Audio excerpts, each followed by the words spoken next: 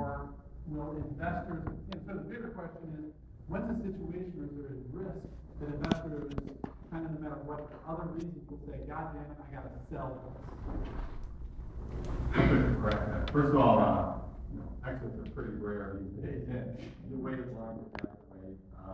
The question comes down to when an offer comes in. Now, what do you do? The investors may want to get out, but the CEO may want to stay in and say we can do better. And that's a little bit of a challenge there, where I've seen it work both ways, where the CEO wanted to go longer, the investors wanted to go get out, and the CEO was able to get more purchase price, basically, and vice versa. I've seen it where the CEO got stubborn, investors said, let's take this and run, the CEO fell apart, the CEO wouldn't close. So it's an art, really, more than a science by far, but let's put it this way. Anytime there's a liquidation on the table, it's a very serious issue, it has to be handled delicately, easily fall apart. I can't imagine an investor not wanting to maximize within reason that return for all parties concerned. That's the second question. What was the first one? Well, there's a fund dynamics question in terms of life of fund. I don't think there is a life of fund for angels. I mean, we can make investments, we wait until it matures, we'll try to get an exit.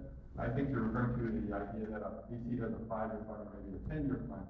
Companies don't liquidate automatically. And we would hope, everybody would hope they liquidate, but I think it just means that's their investment horizon to show return. I can add to that in terms of, we have a structure of a regular VC firm, it's just that we have a smaller fund.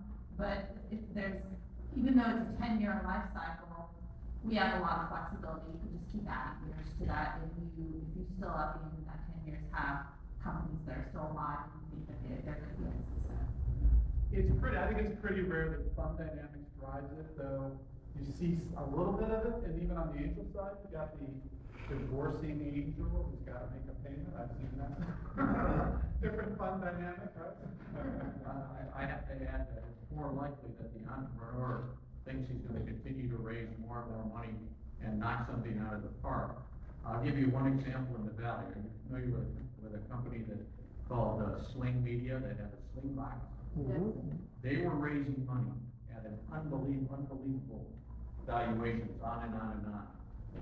And, when you're raising money, lots of money, hundreds of millions, at higher and higher valuations, it's easy to get drunk with that. But you had to ask yourself, ultimately, where does that company go? That product really has somewhat of a limited life, because you're going to be able to get everything over the internet eventually.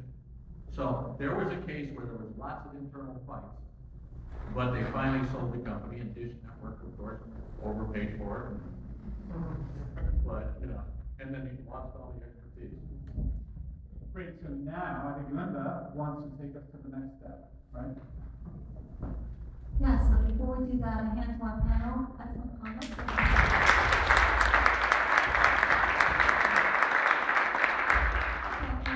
Eric, I'm recommending this to you to take this chart to that side of the room. It's a very historic side industry. I want the media to go over there. So if you have media on your card, or if you're just in the media space, you can concentrate stuff there. That would be great. We have communications, networking, mobile over here.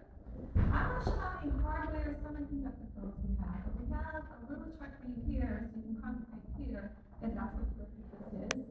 And here we have security, hardware, and software. We might want to push this back a little bit, so you can have a little section here. And enterprise software, I think we have a big group of enterprise software. Anybody confused about which one of these areas you fit in? Yes. Okay, so is there another group? Is there a consumer internet or software? That would be great. I thought you want enterprise. Somebody else? Oh, and supplements healthcare, one more, that's it. Okay, come to me personally if you don't know where you fit, and our facilitators, would you raise your hand, or would you actually want to do anything you need Nathan, or back there by media communications? Who's the communications, anything else? Semiconductor? So Linda, before we break up, unless everybody here absolutely knows what we're supposed to be doing during the breakout. Does everybody, am I the only one who doesn't know? Sorry. Okay, so we can talk a little bit. At the beginning, but I forgot to reiterate. Okay. We're only doing three things. Introducing who you are, starting over, you're thinking about doing something, what is your interest in that side of the street?